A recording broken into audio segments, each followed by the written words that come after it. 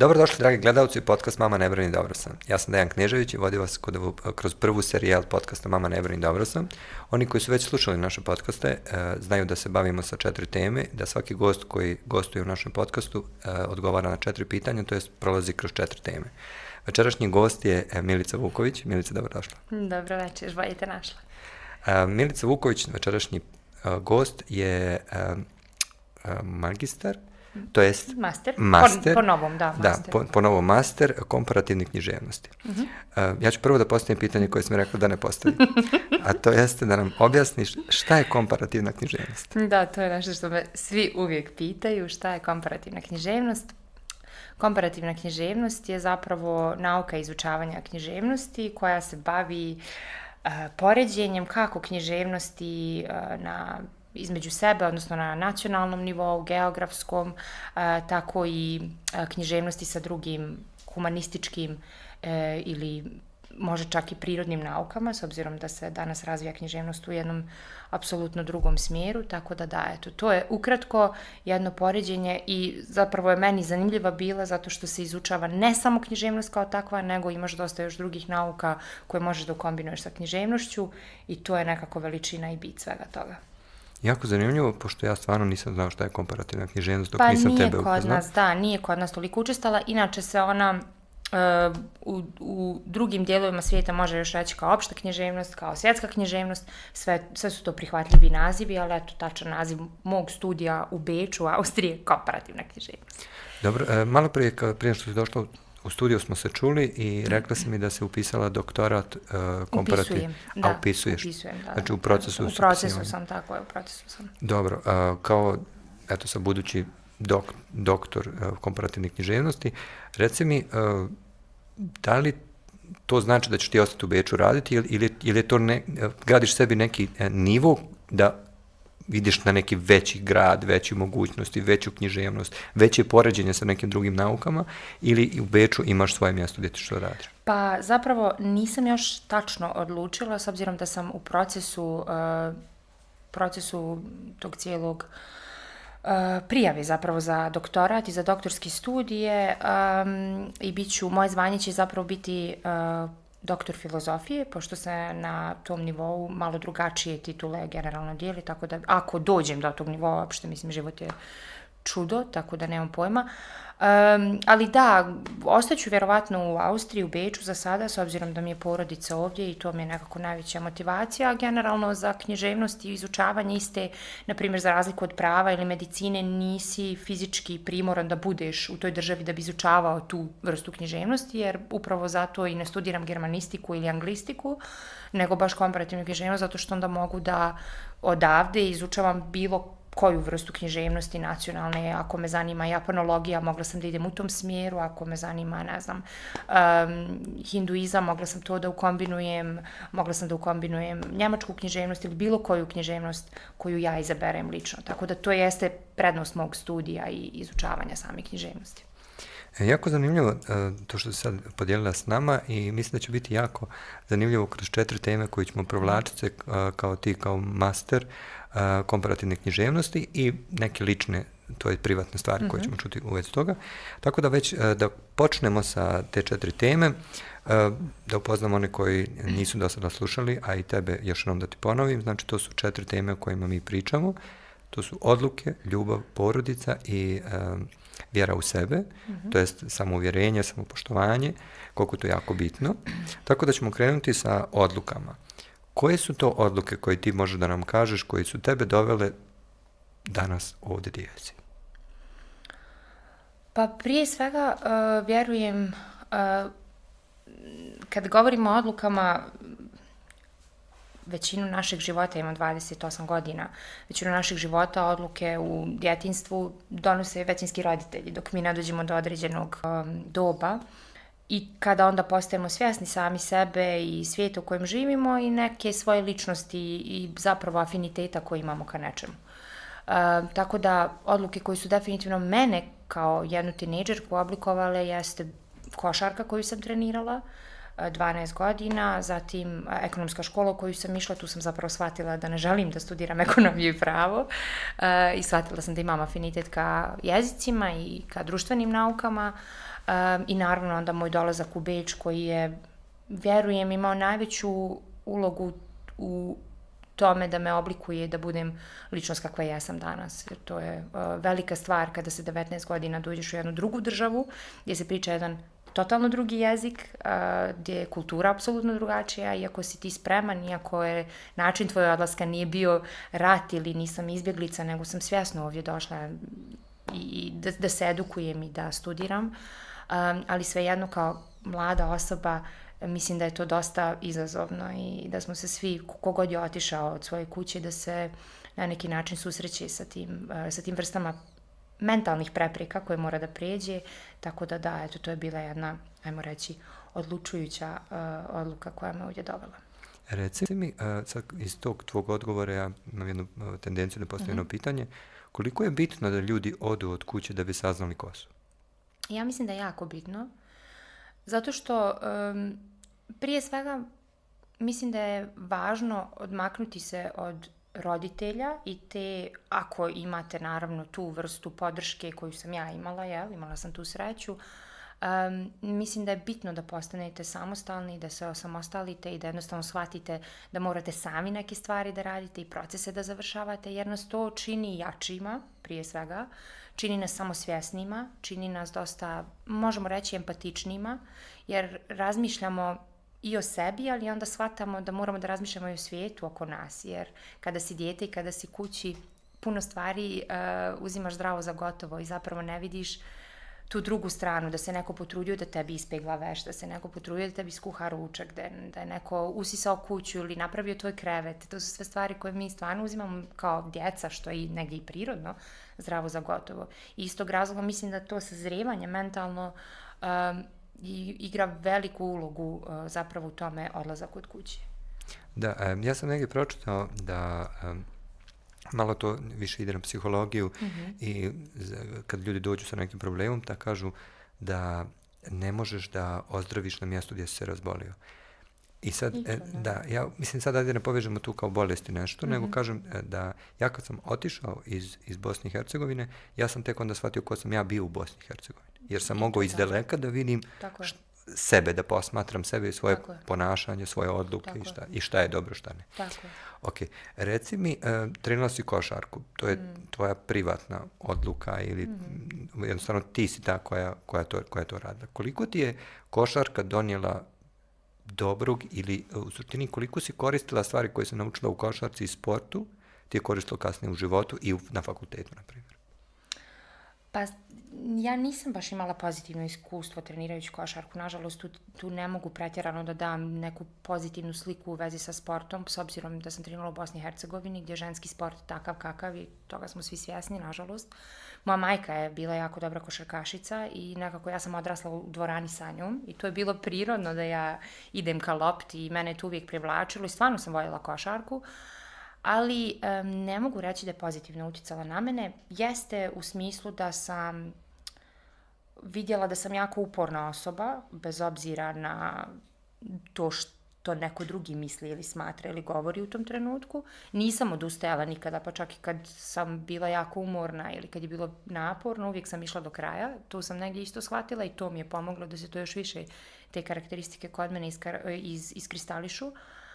Ali dosta mi je čak odmogla u smislu slike o sebi i tom nekom samopouzdanju koji sport bi trebao da kod mladih djevojaka posebno budi i stvara. Kod mene je bilo malo suprotno. Ja nisam osoba koja voli tu vrstu autoriteta i dosta sam osoba koja jedini način da shvatim da negdje griješim ili da shvatim da nešto trebam da promijenim, jeste ako se sa mnom razgovara normalno, na razini odrasle osobe i kroz razgovor. A tu u košarci nemate, jer u košarka je treneri su dosta burno reaguju u različitim situacijama i onda je to u meni budilo dosta negativnih osjećanja. Ali, opet kažem, to me sve dovelo do toga da ja spoznam šta mi odgovara, šta ne. Tako da sam i na tom iskustvu negdje zahvalna. Znači, te odluke koje, u suštini, nisu odluke samo dobre. Nisu odluke samo dobre, ne, pa mislim, znaš kako, svako životno iskustvo i sve što si radio, stvarao, pravio, sve te negdje dovede. To su sve stvari iz kojih ti nešto naučiš. I sad, naravno, mi učimo iz negativnih iskustva, ne može sada da bude cvijeće i proljeće, pa da sad kao učimo, eto, bili smo sjajni đaci, pa smo tu naučili sve naše lekcije. Ne može tako, mislim da se u životu moraš boriti i moraš skapirati, što bih rekla laički, šta ti odgovara, šta ne i tako ići. A tu najviše odluke odlučuju. Tako je, upravo. Kakve odluke donosiš, takav će ti biti život i takav će ti biti put. Jako je samo bitno da shvatiš šta ti odgovara i šta ne. Jer ja sam kao mala uvijek znala šta želim i šta ne želim. Uvijek sam se borila, takva sam. Jednostavno, meni roditelji kažu kako sam se rodila i krenula sam da se zalažem za sebe, da kažem neću, hoću. Ne želim s tom osobom da budem tu, želim s tom osobom da budem tu. I stvarno sam uvijek jako izražavala ono što mislim i što osjećam i negdje sam shvatila da je to način na koji ću da donosim svoje odluke i uvijek sam sebe slušala i bila vjerna tome. Jako zanimljivo, mislim da će slušalci i gledalci moći da nauče nešto iz toga. Da u suštini nije odluka samo dobra i da jednostavno možda neka odluka na dobrom putu je loša i ona nas uči na čemu jako vrijednom kojem ćemo trebati kasnije. Ok, mi ćemo već da pređemo na drugu temu, a to jeste ljubav. Sad, pričat ćemo o ljubavi, o komparativnoj književnosti. Kad si se zaljubila u to, kad si htjela da odustaneš, pa nisi odustala ili te nešto povuklo za dalje. Ali me prvo zanima šta je tvoja definicija ljubavi? Moja definicija ljubavi, pa to je jako lijepo pitanje. Moja definicija ljubavi je prosto razumijevanje, toplina. Ja ljubav nikada ne povezujem sa, kako bih rekla, sa apstraktnim stvarima kao što su objekti. Meni je ljubav, kada kažeš, uvijek povezana sa ljudima. Jer ljudi su mi ljubav. Ja volim ljude, volim svoju porodicu, volim svoje prijatelje i ljude oko mene i negdje mi je to, kad kažem ljubav, to izražavanje osjećanja i topline, zagrljaj, poljubac, lijepa riječ, razgovor, to mi je ljubav. Eto, to je moja definicija ljubavi. Znači, emocija. Emocija, apsolutno, da. Jako lijepo. Dobro, reci mi sad ljubav i komparativna književnost. Kad bi se to sad moglo staviti u jednu rečenicu, kako bi to zvučalo? Pa ljubav prema knjigama. Ja bih prije to rekla. Komparativna književnost je samo jedna oblast koju sam eto izučavala, ali ljubav prema knjigama. Pa to sam ja nekako. To je ono gdje sam se vidjela zato što je to jedan apsolutno neizučiv i veoma dubok svijet koji je nemoguće naučiti i nemoguće ga je savladati. I mene je to jako privuklo negdje, ta beskonačnost mogućnosti izučavanja nečega. Sad ću da samo navedem jedan primjer. Imam jednog drugara koji je iz Banja Luke završio poljoprivredni fakultet, ja mislim. I onda je otišao u Norvešku i tražio fakultet za neki insekt koji ne studira niko. I onda je bukvalno studira sad o nekog insekta, stvarno ne znam, ali bukvalno jedini čovjek na svijetu koji studira o tom insektu. Pa to jeste negdje pointa neka, ne znam, ta neka znatiželja koja mene pokriće ta znatiželja. I činjenica da nešto ne znam ne predstavlja mi, ne sramim se toga, niti imam neku vrstu ega koji će da mi kao, ne, ja moram sve da znam, nego ne, ja volim stvarno da kažem, hej, pa ne znam, hajde da naučim. I tu negdje sam otvorena po tom pitanju, pa mi je prema tome i samim tim književnost jako zanimljiva. Ok. Što se tiče, znači rekla si ljubav prema knjigama. Da li imaš neku omiljeni pravac književnosti ili jednostavno voliš miris knjiga? Volim miris knjiga. Volim miris knjiga i kao što rekoh, s obzirom da je toliko opširna i nevjerovatna i dalje je otkrivam i dalje me fasciniraju pisci i knjige za koje možda nisam negdje mislila da će i ono što bih stvarno ljudima voljela da naglasim jeste to da su knjige fenomenalne zato što za svaki moment u životu koji prolaziš ili svaki trenutak, pa čak i lijep ili ružan, postoji određena knjiga.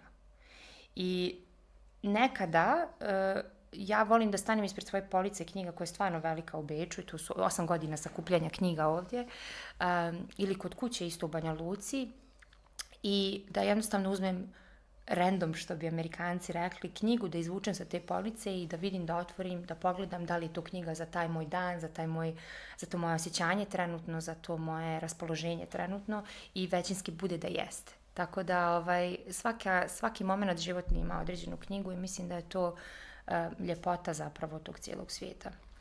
Imam jedan citat, pa me baš zanima mišljenje o tom citatu tvoje, a to je knjige i ljudi uvijek dođu kad trebaju. Tako je. Pa da.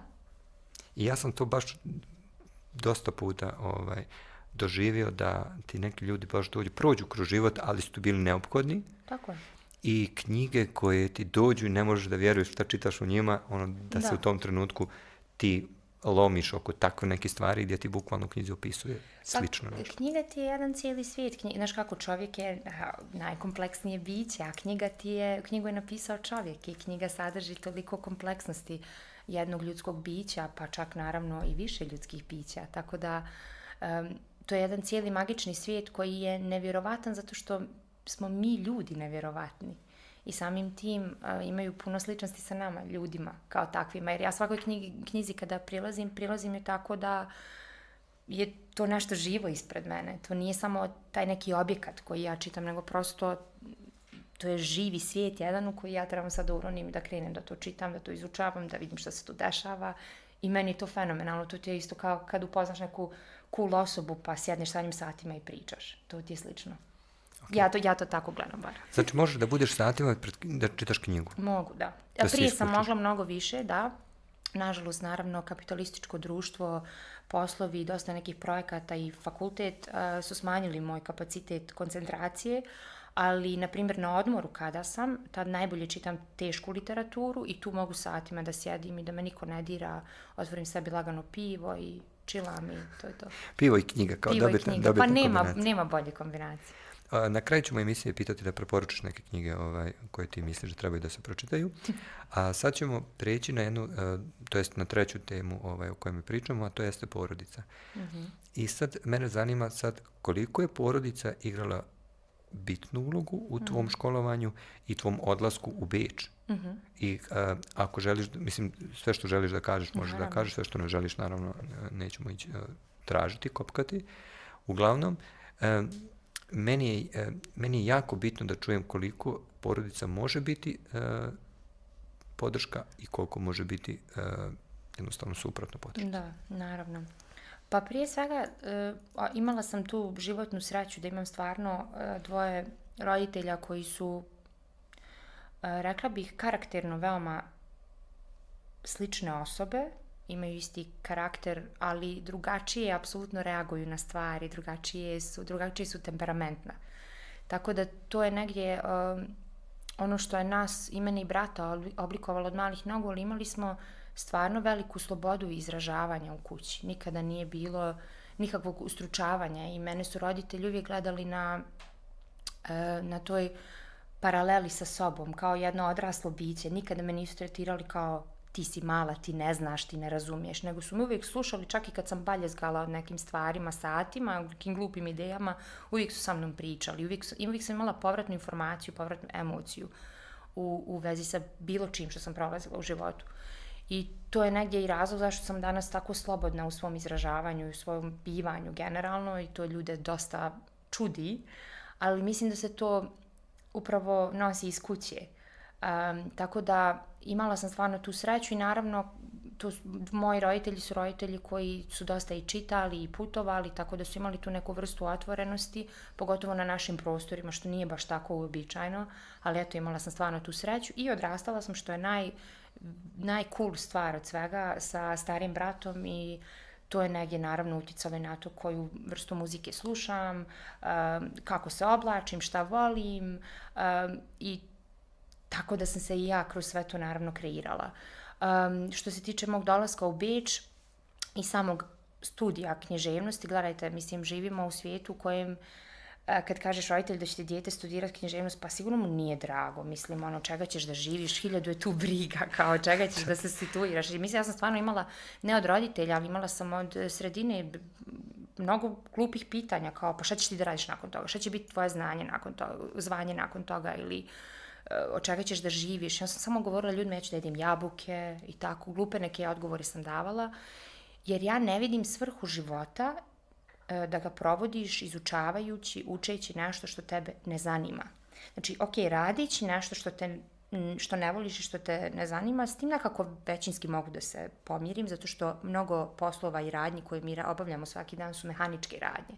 Ali za mene učenje, na primjer, jako bitno i ne želim da svoje vrijeme i to najbolje godine i najveći kapacitet od 19. do 20, ne znam, 7. godine ulažem učeći nešto što mene ne zanima. Meni je to bio poraz moje ličnosti, poraz mog života, tada još. I moji roditelji su to stvarno nekako podržali. Mislim da su se bojali, da je negdje postojao taj strah kako će ona, ali mislim da su kroz prvih par godina mog dolaska u Austriju već shvatili da imam tu osnovu da budem veoma samostalna osoba i da jesam samostalna osoba i samostalna žena i jaka žena i negdje da su onda shvatili pa kao ne trebamo da se bojimo za nju u tom smislu. Tako da su me uvijek podržavali i jako im je drago i, na primjer, tata moj trenutno skuplja knjige, imam ogromnu kolekciju knjiga, on i ja, antikvitete skupljamo isto tako da nekako vidim da im je drago i meni je drago i šta znam, stvarno sam imala tu sreću da imam tu vrstu podrške od njih. Okay. Vjerovatno u svojoj okolini se je upoznala ljude koji nemaju tu podršku i onda si vjerovatno mogla da uporediš da shvatiš koliko si sretna osoba. Tako je. Definitivno. Ja ću samo dodam jednu priču koju sam čuo, a to jeste da kad su pitali dva brata blizanca, jedan je alkoholičar, jedan ne, i onda kad su ih pitali zašto je prvi alkoholičar, on je rekao zato što mi je otac bio alkoholičar. A onda su pitali drugog brata zašto nije alkoholičar i onda su rekli zato što je moj otac alkoholičar. Tako je. Tako da mi imamo izbor, to jest imamo odluke, svjesne odluke da donosimo. Imamo, izvini, ali samo da i to naglasim, da bi dijete kao mlada osoba se izbavilo iz jednog, ako već govorimo o toksičnom okruženja, to dijete i ta osoba mora tada već da bude veoma jaka osoba. Ali mi moramo da krenemo od činjenice da jačinu jedne osobe isto tako kako diktira unutrašnjost porodice i kako porodica ima ogromnu ulogu, tako diktira i sredina, i škola, i učitelji, i vaspitačice, i vrtići, i djeca u vrtiću, i društvo, i ulica, i sve živo. Ima utjecaj na nas i tako se zapravo gradimo, jer smo složna bića i sve to utiče na građenje nas kao ličnosti. I samim tim, da bi se mi maknuli iz određenog okruženja, potrebna je velika snaga.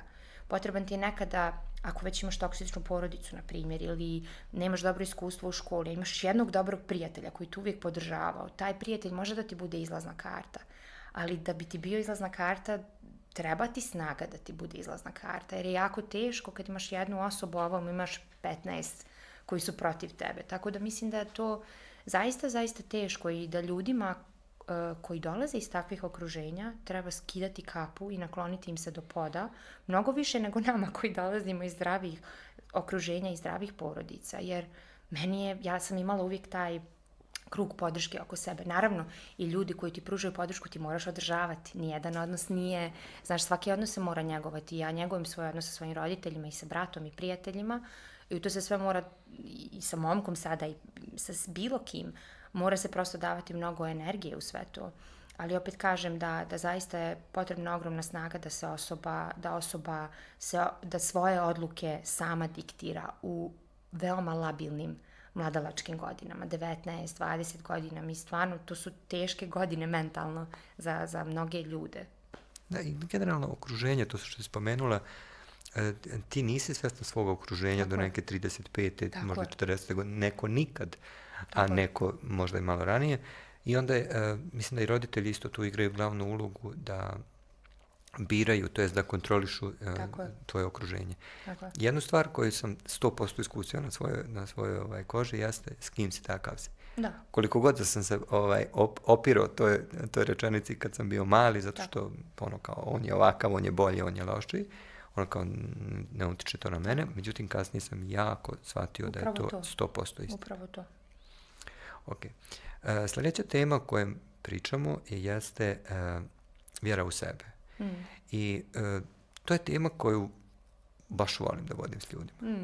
Jer ljudi baš tu pokažu koje su stvarno bitne stvari i koji su to trenutci gdje si prevagnuo, gdje si se odlučio, naravno, gdje si sabrao tu svu podršku ili ne podršku, gdje si vidio gdje ti je ljubav, gdje nije ljubav i onda prevalio i završio taj neki put ili ne znam ja šta. Samo ću još jednu stvar da te kažem prije nego što pređemo na temu.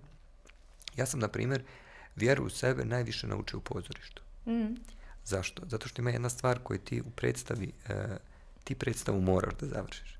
To je ono kao kad počne predstava, to je to. Da. I ja sam najviše volio taj trenutak kad počne predstava. Jer kad počne, nema dalje. I onda sam svoj na svome i onda znam da je guram do kraja.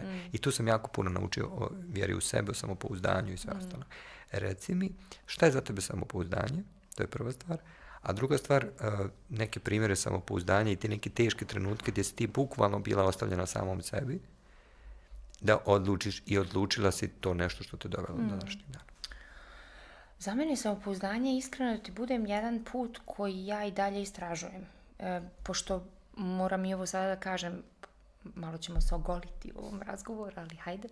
Mene ljudi inače kad vidi, s obzirom da sam visoka, jaka žena, glasna, pri tome, da, uvijek misle da imam stvarno puno samopouzdanja, jer imam generalno takvu vrstu harizme, malo sam i otkačena osoba i tako, volim prosto lijepu energiju. I uvijek misle da ja sve znam i da imam mnogo samopouzdanja, to zapravo i nije tako i često kod takvih osoba koji su malo i ekstrovertnije kao ja, negdje unutra se vode velike borbe i to je stvarno bilo u tom periodu, kažemo 19-27. Tek sada izlazim iz tog nekog perioda odrastanja gdje sad postajem kao neka zrelija žena. Stvarno mi samopouzdanje nije bilo na dobrom nivou i sada trenutno radim na njemu, sada puno zadovoljnija sa sobom i sa svim onim što radim i zapravo sam prestala puno da marim šta će drugi ljudi da misle. Tako da sam nekako sad dosta opuštenja u svom bivanju i rekla bih da je to samopouzdanje, da prosto vjeruješ u sebe. Jer sve što ti život diktira i stavlja pred tebe različite iskustva i različite situacije, nećeš uvijek dobro odreagovati na njih i nećeš uvijek biti super heroj. To je u redu. Mislim, prihvatiti samo da svi grešimo i da pravimo greške i da ćemo nekad zalutati pa se vratiti ili nećemo donijeti neku dobru odluku u tom trenutku. Samo treba reći, to je okej, ja učim iz toga. I ja tako gledam na svaki proces koji prolazim u životu, ja sam nešto iz ovog naučila, iako je užasno iskustvo, ali gledam na sve kao lekciju, jer prosto moraš da prođeš, ja ne znam kako drugačije onda živjeti život, onda bi tako bio bajkovit život svima. Nekako mislim da moramo svi da prođemo te neke mali trnovite stvari na našem putu, kako bismo prosto ojačali i stekli to samopouzdanje. Što se mene tiče, mislim da jedna od odluka gdje sam pokazala već u tim nekim mladim godinama da sebe cijenim, a nisam znala da se cijenim, pogotovo tada, jeste bilo kad sam prestala da igram košarku, otišla sam u reprezentaciju Bosne i Hercegovine juniorsku i vidjela tamo tako neke stvari koje mi se tada još nisu dopale, tad sam imala 18 zapravo godina i onda sam samo shvatila, nazvala sam tatu jedan dan i rekla mu, možeš li me pokupiti? Bili smo u Sarajevu na pripremama i tata je rekao, pa kad? Ja rekao, možeš li sutra doći po mene? Pa što? Rekao, ne želim više da igram košarku, ovo je za mene kraj. I moji su roditelji ostali u šoku. I tata je sutra došao, pokupio me, ja sam samo stavila, pozdravila se sa trenerom, svoju opremu skinula, složila, stavila na krevet, stavila sve, pokupila svoje stvari, nikad više nisam ušla u dvoranu dole. I to je bilo tada, tu sam završila s košarkom i onda nakon godinu dana došla sam u Austriju, to onda sam krenula malo da ulazim u dvoranu, da opet gledam utakmice, ali nikad više na tom nivou. I tu sam negdje pokazala sama sebi da kad nešto neću, nema šanse da me natjeraš, ne želim da budem dio toga i to je to. Kad nešto želim, onda se sva dam.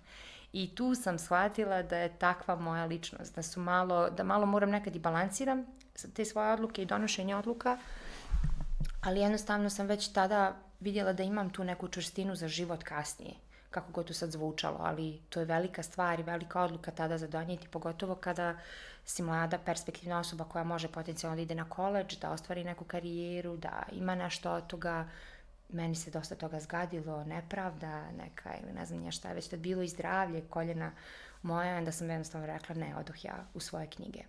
Tako da to me negdje dosta je uticalo na mene, a isto tako sam uvijek voljela da radim stvari koji su mi drugi ljudi govorili da ne mogu. Opet ponavljam se, ali tako je stvarno bilo. Klasični bosančeros. Pa da, glavom kroz i to je ono bikovsko. Kao i svi. Pa da, kao bikovsko malo u meni, ali uvijek sam to voljela i kažem opet, to je to negdje i što se tiče književnosti. Ali voljela bi samo isto da kažem koliko me srednja škola oblikovala, na primjer. Jer srednja škola, kažem, išla sam u ekonomsku školu, pravni smjer, i ja sam mislila da ću da studiram pravo i da ću da budem neki pravnik i ne znam nija šta. I onda sam zapravo shvatila da to apsolutno nije za mene, da to nije moj svijet i da ću ja da budem tužna nosići suknje, miniće, sve te silne košuljice ušminkana svaki dan, cijeli dan, da se smiješim, da ovo, da ono. Tako sam ja imala predstavu tada, to je naravno skroz pogrešna predstava, jel? Ja sad samo govorim kako je tada se meni to činilo, onda sam shvatila pa nije to za tebe, tebi treba nešto gdje si slobodnije. Onda sam shvatila da mi rad sa mladim ljudima godi i tu su imali naravno moji profesori u srednjoj školi ogroman uticaj na biranje moje kasne karijere i ono što je fascinantno jeste koliko jedna ili dvije osobe mogu da ti promijene cijelog tvog života, samo ako su u tom momentu kada si možda ti ili labilniji ili kad si u nekom veoma intenzivnom periodu, osjetljivom periodu, neki razgovor sa nekom osobom van porodice, znači neka perspektiva van kuće, koliko može da ti promijeni tog tvog života. I stvarno sam sretna, na primjer, što sam upisala taj studij, ako ljudi i dalje to omalovažavaju, i moj fakultet, i moje zvanje, i šta god, ili nije ni važno, ali pošto nije tako opipljivo kao, na primjer, matematika, fizika, biologija, informatika, šta god, medicina, onda ljudi često to i podcjenjuju u smislu, pa je književnost, šta će ti to? A zapravo nemaju pojma koliko danas mogućnosti imaš u bilo kojoj nauci, jer kod nas još uvijek se izučava nauka na tom nekom klasičnom nivou, fakultet, knjiga. Mislim da je čovjek i biće puno više od fakulteta i od samog učenja i od knjige. Tako da, eto, to su neke odluke i momenti u mom životu koji su mene tako formirali da budem takva kakva ja sam danas. Slušao sam ovu tvoju priču i u jednom trenutku u jednoj tvojoj rečenici se sve sažela. I odluka, i ljubav, i porodica, i samopouzdanje. Da. I to je bit ovoga što ja želim o čemu da pričamo. Da se u jednoj rečenici, da se izvuče, naravno ne može se to uvijek tako reći, ali da se u jednoj rečenici može osjetiti sve to. Pa jest. I baš mi je drago što pričam danas s tobom i što baš u toj rečenici sam to mogu da osjetim. Rekli smo da ćeš preporučiti neke knjige. To ćemo ostaviti možda još malo za kraj, pa želim još nešto da te pitam. Rekla si da su ljudi malo više od fakulteta i knjiga. Sa čim knjige dopunjavate? Mislim, knjige su nešto pisano djela i ti ti pisani djela čitaš i stvaraš sebi film u glavi, šta kako. Ali šta je to što naučiš iz knjiga, možeš da učvrstiš u svoj život, da naučiš iz toga, da probaš, da te da pogled na neki drugi smjer koji možda do tada nisi vidio, a bude tvoj izbor, bude tvoja odluka da nastaviš s tim. Koliko su iz knjiga naučila o životu? Puno. Pazi, knjige, to će sad malo biti zanimljivo da ovako mišljenje dolazi od nekoga ko se bavi sa tim.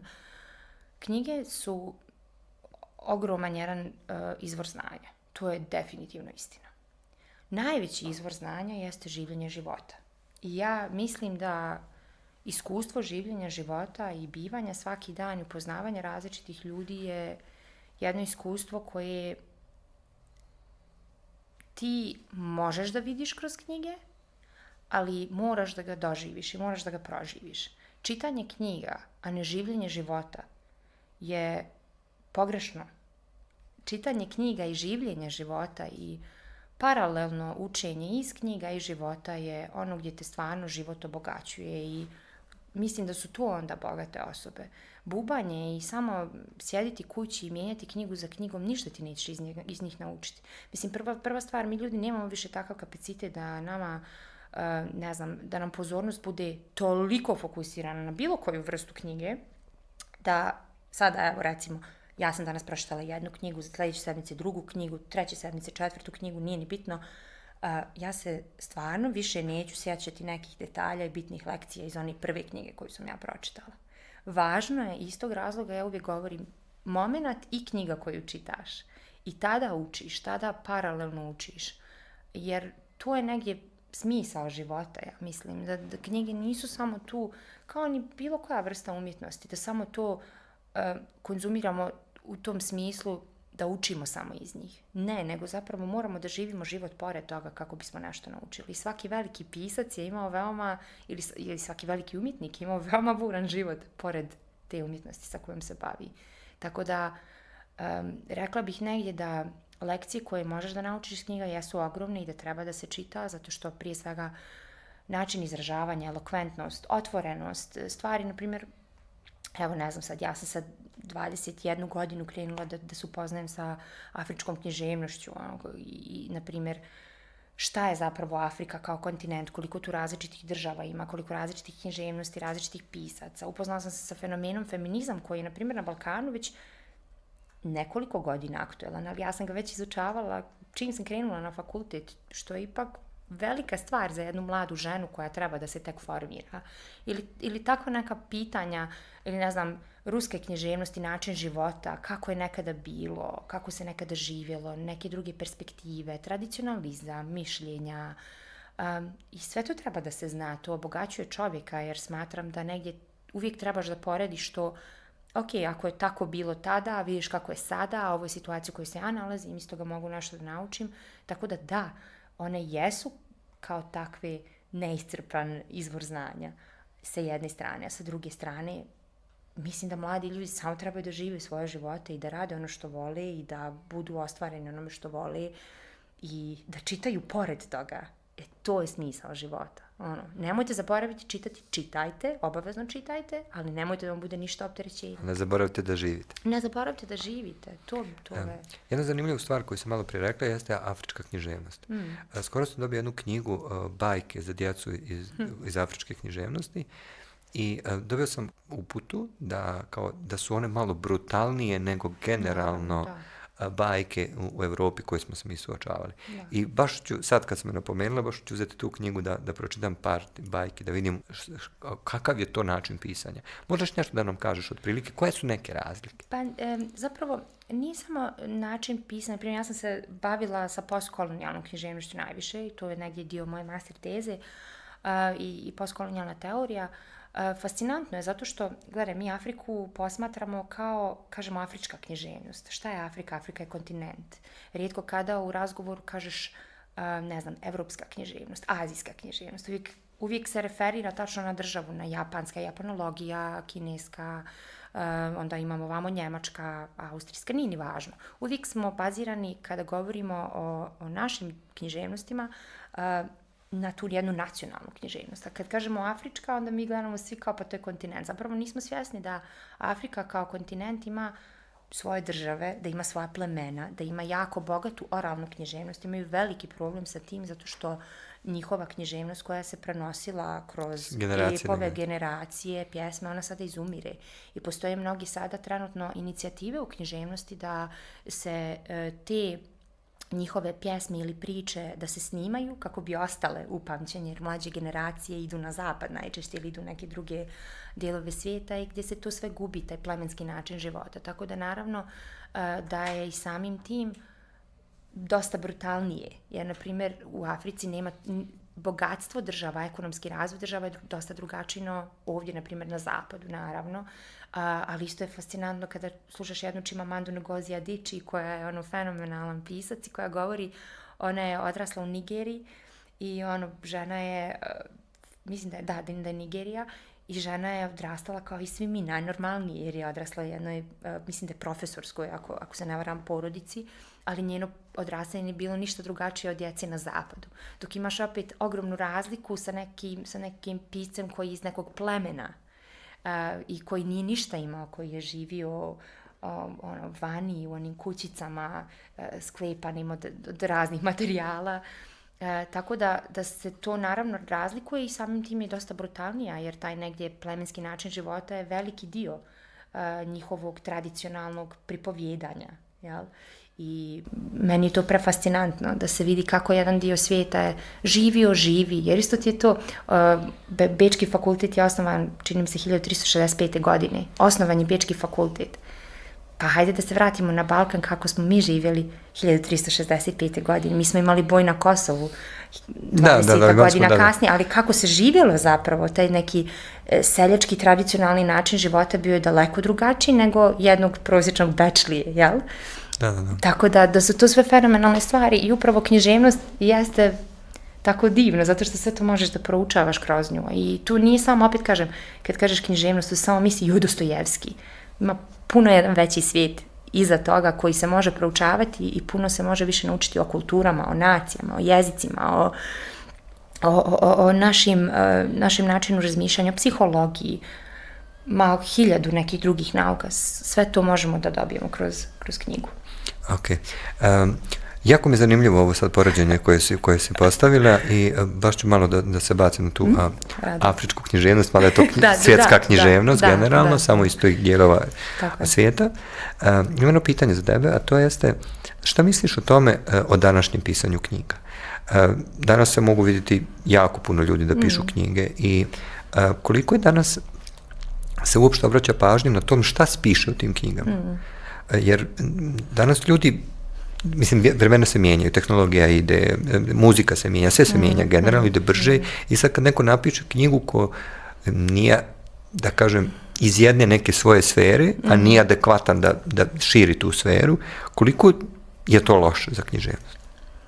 Pa gledaj, jako loše, zato što u toj nekoj teoriji književnosti ili nauci književnosti, ajde, ako ćemo tako, uvijek se postavlja pitanje šta je književnost i da li je neko književno djelo književnost. I to su ogromne polemike koje se oko toga vode. U to sad uopšte ne bih ni da ulazim. Poenta, ja mislim da kada se književnost, kad god se nešto pisalo i većina pisaca kada su stvarali u određenom svom tom periodu, nisu bili baš prepoznati od strane sistema i nisu odgovarali sistemu kojim su pisali.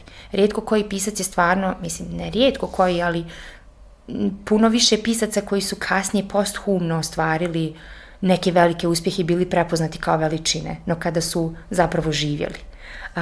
Tako da, ja smatram da svako treba da stvara kome je književnost katarza, u smislu oslobađanja te neke svoje lične frustracije, trauma ili bilo čega. Sve dok iza toga postoji adekvatno utvrđivanje toga što je napisano, u smislu da se stvarno to što je napisano da nekim stručnjacima, stručnim ljudima da to ocjene, da procjene, da vide kako je to peer reviewed na neki način, da bude, da se to provuče malo kroz neka oficijalne kanale. Meni je to negdje okej. Poenta jeste da mi imamo izbor šta ćemo čitati. I opet se tu vraćam na naše individualno donošenje odluka šta nas zanima i šta ćemo čitati. I u redu je pročitati nekada neku lakšu tematiku, u redu je pročitati neki roman iz kojeg ti ne možeš pretjerano da naučiš, ali isto tako je jako bitno, ako već želiš da napreduješ kroz čitanje knjiga mentalno i da razviješ svoje jezičke sposobnosti, mentalne, kognitivne, da ne čitaš stalno laku književnost. To je onda pointa, da ne čitaš samo taj jedan žanr, nego zapravo da otkrivaš književnost i da probaš da čitaš možda i neku težu literaturu.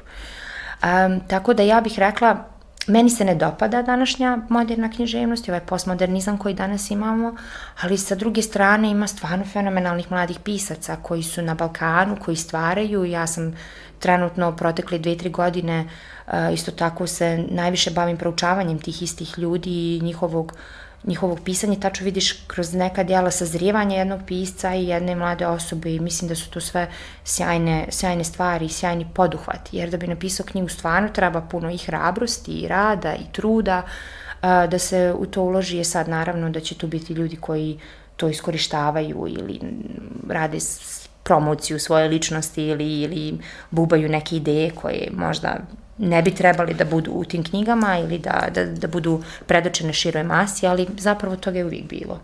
Pa da, jeste generalno, možda sad malo više. Sad je malo više, prosto živimo u takvom svijetu gdje svi mogu sve. Da, sve je dostupno. Sve je dostupno i svi mogu sve. I onda baš taj kvalitet Tako je. varira zato što je to sve dostupno. Ok. Došli smo do pretka naše emisije danas, pa ćemo da te pitam otprilike koje su to 3 ili 5 knjiga koje bi ti preporučila našim slušalicima da pročitaju. To mi je jako teško. Ja ljudima inače ne preporučujem nikad knjige. Može preformulišano pitanje. Koje su to knjige koje su ostavile nezaboravan trag kod tebe? To je odlično pitanje. Hvala, jako lijepo. Rekla bih negdje Proklet Avlija, Ivo Andrić. On me, generalno sve od Ive Andrića što sam se mogla dočepati, on mi je omiljeni pisac. Pored toga Čovjek bez osobina od Roberta Muzila, to je jedna knjiga koja je jako debela, pa zato je ljudima ni ne mogu preporučiti, jer kad vide kolika je knjiga, neće niko da čita. Majstor i Margarita, eto, to su, odnosno Bulgakov, to su neki onako pisci, neke knjige koje su na mene ostavile veliki trag i u meni su probudile i maštu i zapravo sam kroz njih shvatila zašto volim to što volim. Ja sam zadnji pročitao slučajno, ja isto biram knjige tako što uđem u knjižaru i koja me privuče, privukla me. Da. Jednostavno tako. Ili naziv ili nešto me privuče. I zadnje što sam pročitao jeste bilo od Sjedila sam na rijeci Pjedri i plakala, od, pomozi mi, Coelha. Ok, dobro, da, Coelha. I sad, da, on je meni jako dobar pisac. Ja sam alhemičara najviše poklonio u životu. Kad nekom želim da poklonim knjigu, ja poklonim alhemičara. Jer on je meni splet svega. Znači, možeš da naučiš, možeš da ne naučiš. Može ti biti laka knjiga, može ti biti jako teška. Sve zavisi od situacije životne, u čemu si svašta nešto, ali mi je fascinantno. I želio bih da podijelim jedan dio te knjige. Zašto? Zato što ljudi ne shvataju koliko je kolektivna svijest jako bitna. Pričali smo sad o okolini i o svemu tome.